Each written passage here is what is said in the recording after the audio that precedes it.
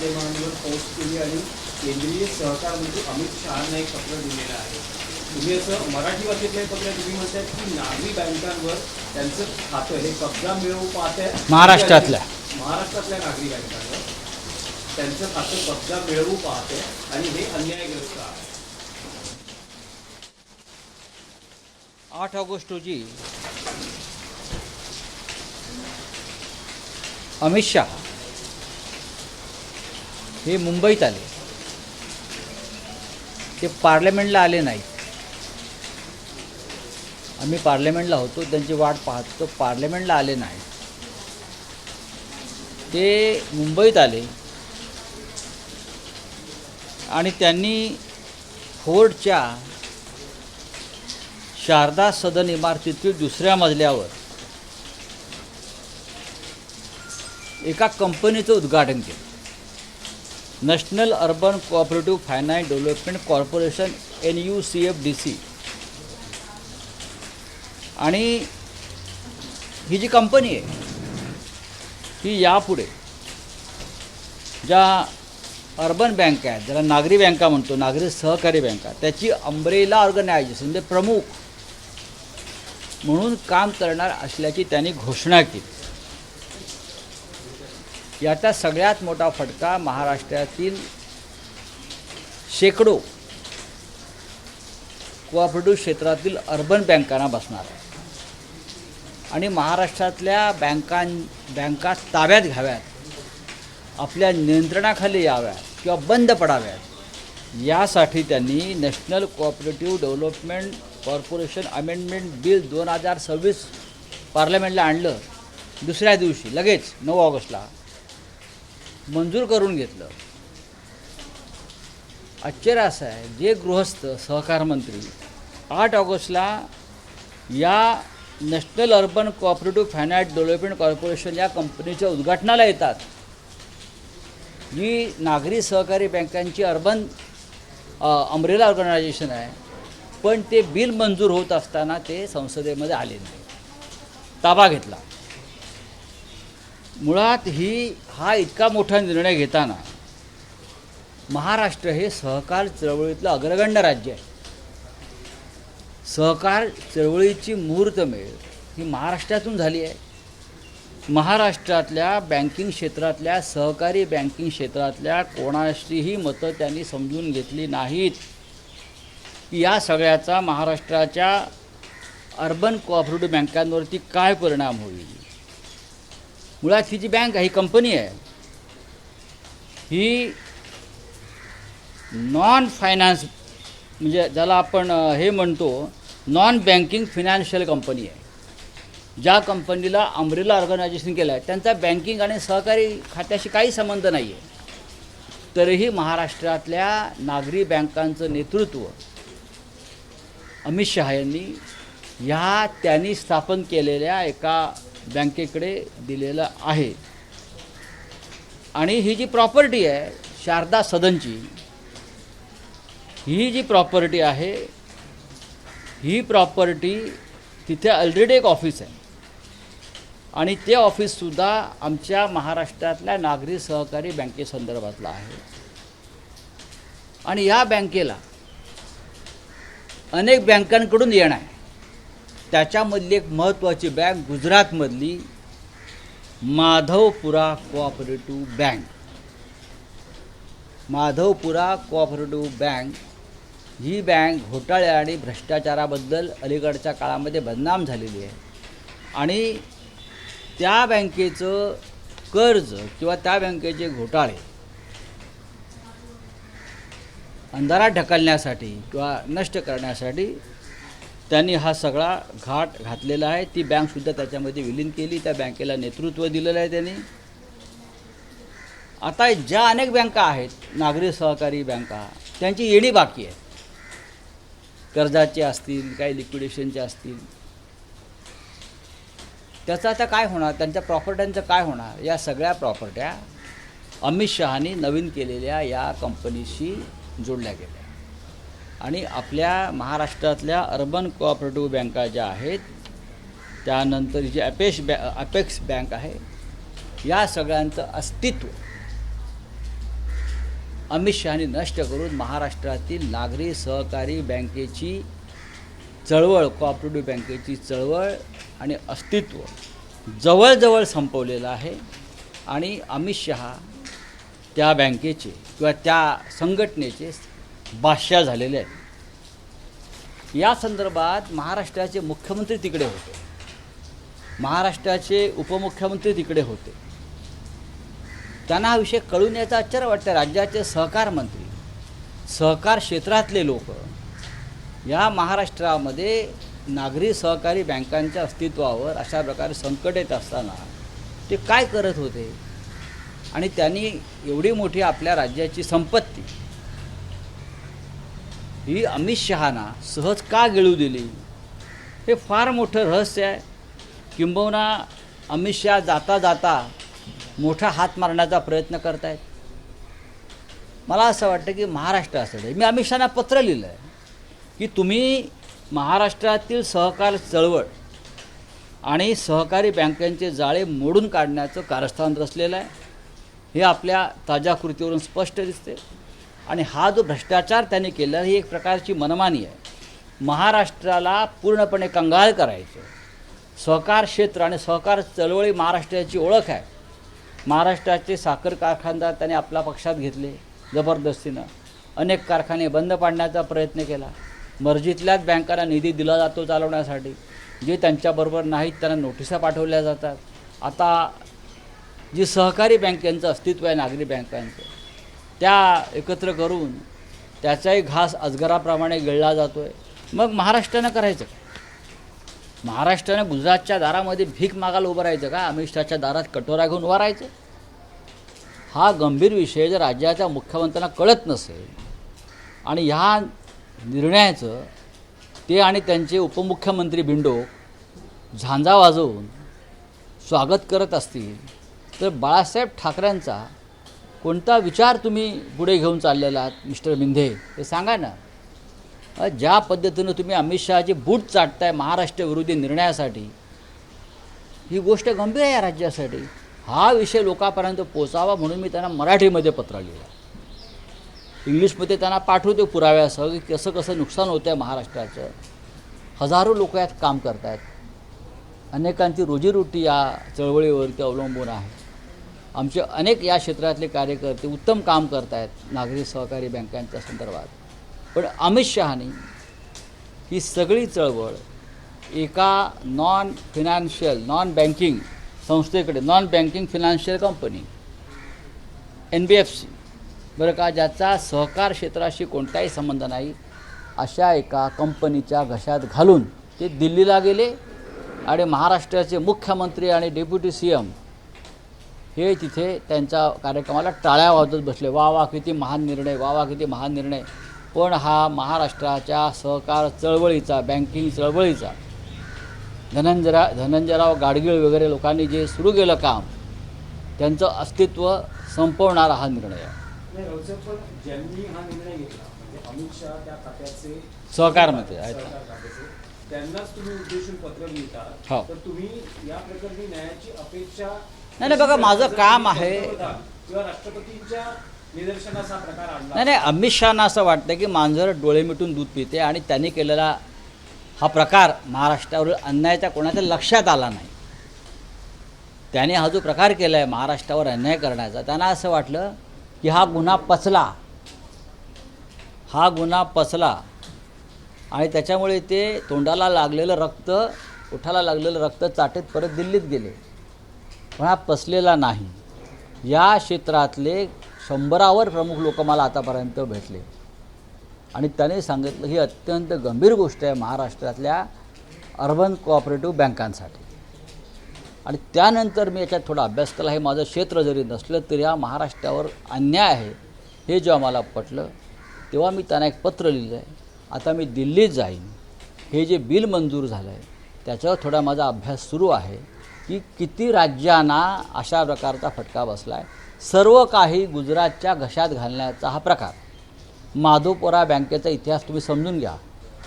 ही bank किती कर्जात बुडाली आहे, या बँकेनं काय घोटाळे केलेले आहेत, या बँकेचं अस्तित्व काय आहे. फक्त ही लाडकी बँक ही लाडकी बँक अमित शहांची आहे आणि त्या बँकेला ताकद देण्यासाठी बरं का ही जी आहे बघा. आणि मुळात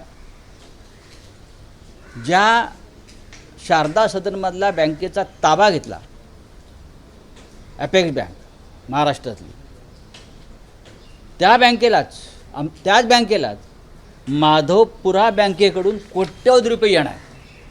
आता बुडाले ते माधवपुरा बँकेकडून ह्याच आपल्या बँकेला महाराष्ट्राच्या कोट्यवधी रुपये येणार.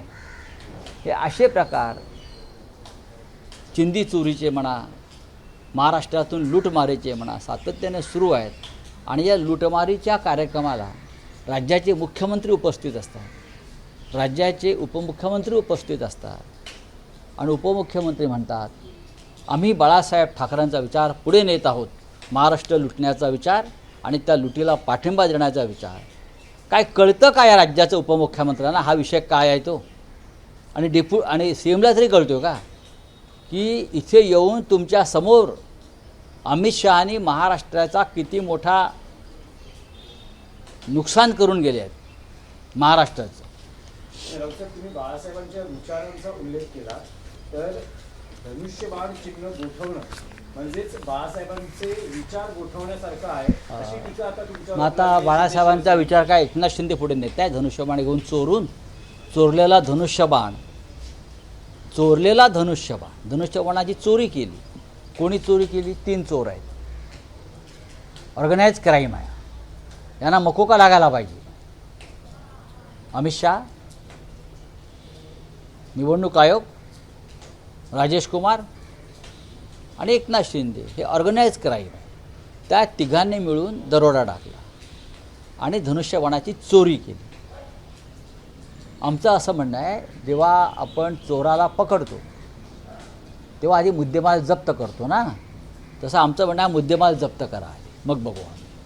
आमचा विचार तुम्ही सांगू नका बाळासाहेब ठाकरेंचा. 24 तास मोदी आणि शहांचे पाय चाटता. 24 तास 24 आवर्स प्रोग्राम आहे त्यांचा, 24/7 मोदी शहांचे पाय चाटायचे, बूट चाटायचे, पाय नाही बूट चाटायचे आणि उदो उदो करायचे. याच्यामध्ये कोणता आला बाळासाहेबांचा विचार? धनुष्यबाणाचं काय करायचं आम्ही बघू. तो चोंबडेपणा तुम्हाला करण्याची गरज नाही. बोललं ना मुद्देमाल आधी जप्त करा.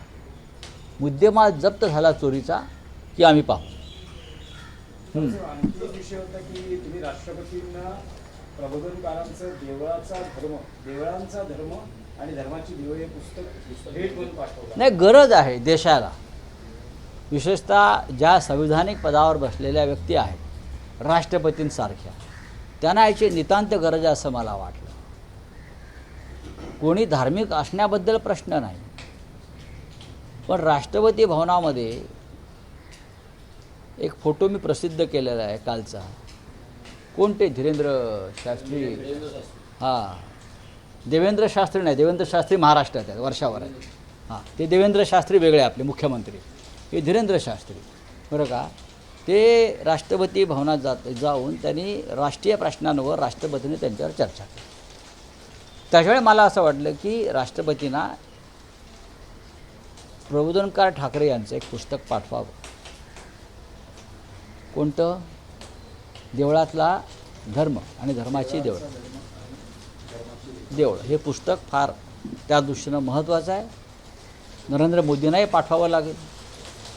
जे अवडंबर माजवत आहेत, बुवाबाजीचं ढोंग करतायत धर्माच्या नावावर आणि राम मंदिरांसारख्या दानपेट्यांची लूट करतायत आणि त्या लुटीला जे पाठिंबा देत आहेत त्यांना प्रबोधनकार ठाकरे यांचं पुस्तक पाठवतोय. त्याचं इंग्रजी आणि हिंदी करण्याचं कामसुद्धा मी सुरू केलेलं आहे.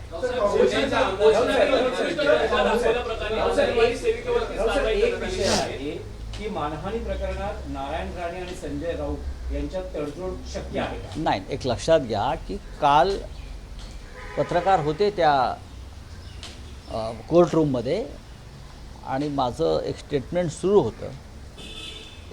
त्यानंतर उलट तपासणी नारायण राणे यांच्यातर्फे वकील करणार होते.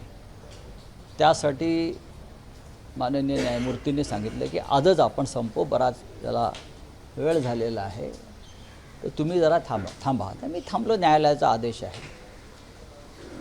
त्यानंतर त्यांचे वकील आले आणि मी उलट तपासणीसाठी उभा राहिलो आणि वकिलांनी न्यायालयाला सांगितलं, ॲडव्होकेट सतीश माने शिंदे ज्येष्ठ वकील आहेत,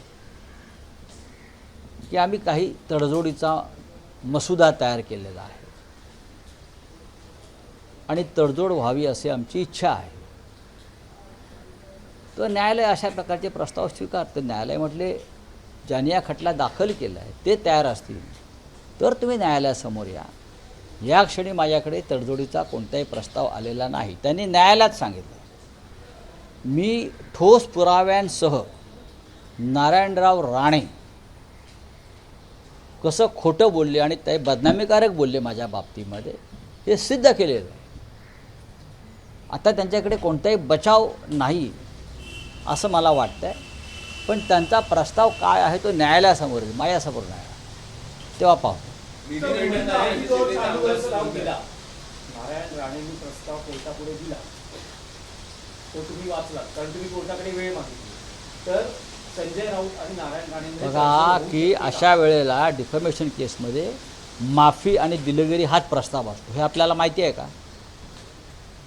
माफी किंवा दिलगिरी हाच प्रस्ताव असतो ना. तो त्यांचा प्रश्न आहे. आम्ही हा खटला शेवटच्या टप्प्यापर्यंत आणलेला आहे, लक्षात घ्या. मी सातत्यानं कोर्टात जाऊन ही लढाई माझ्या आत्मसन्मानाची आहे, प्रतिष्ठेची आहे, माझ्या आणि पक्षाच्या आणि निवडणूक आयोगाच्या. निवडणूक आयोगावर भ्रष्टाचाराचा आरोप झालेला आहे. पैसे दिले निवडणूक आयोगाला असं म्हटलेलं आहे, निवडणूक यंत्रणेला. हा त्यांच्याही सन्मानाचा प्रश्न आहे ना. तेव्हा सगळ्यांना एकत्र बसून निर्णय घ्यावा लागेल. पण तुम्ही म्हणतात अशा प्रकरणांमध्ये माफी किंवा दिलगिरी हा एक पर्याय असतो, हा एकमेव पर्याय असतो. एकमेव पर्याय असतो. तर ती तुम्ही अपेक्षा करता का? आणि ती नाही बघा, माफी, दिलगिरी अपेक्षेचा प्रश्न नाही. जाहीरपणे बघा हे प्रकरण न्यायप्रविष्ट आहे आणि न्यायालयासमोर काय प्रस्ताव येतो त्यानंतर याच्यावर चर्चा होईल.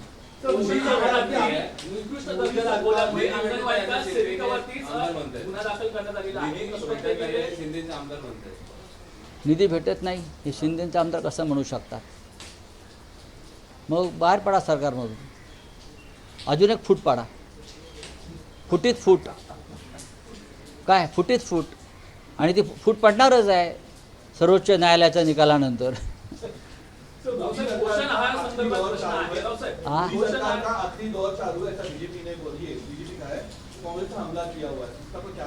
ऐसा कौन बोल रहा आखिरी दौर चल रहा है? तो मैंने कल क्या बोला था? मैंने ये कहा था कि नरेंद्र मोदी बतौर प्रधानमंत्री लाल किले पर उनका आखिरी भाषण था. ये सबसे पहले मैंने कहा.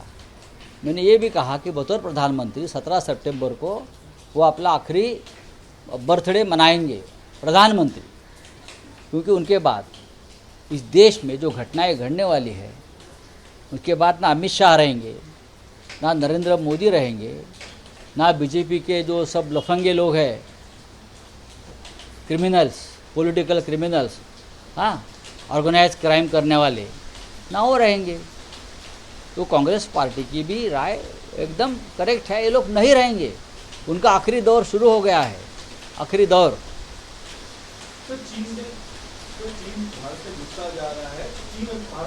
हाँ, चीन भारत में घुसा जा रहा है, लेकिन ये घुसखोरी जो है प्रधानमंत्री तक नहीं पहुँची है. प्रधानमंत्री तक घुसखोरी नहीं पहुँची है. प्रधानमंत्री का ध्यान नहीं है उस तरफ.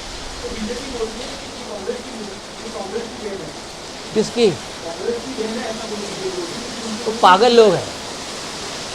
यहाँ उनका कोई दिमाग नहीं है अंदर. ये बीजेपी वाले पगला गए हैं जंतर मंतर के बाद.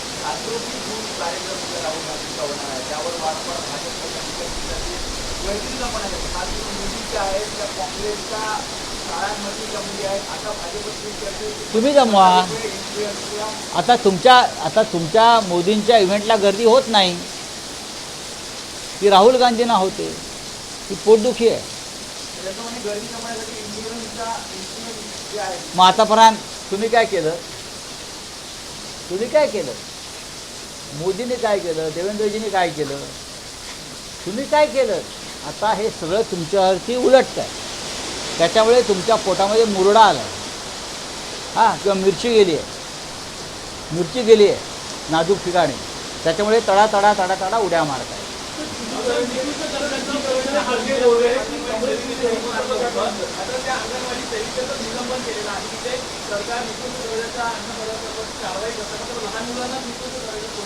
नाही नाही, या देशामध्ये या महाराष्ट्रामध्ये काय चाललं हे मी कालसुद्धा एका आश्रम शाळेचं प्रकरण मांडलं.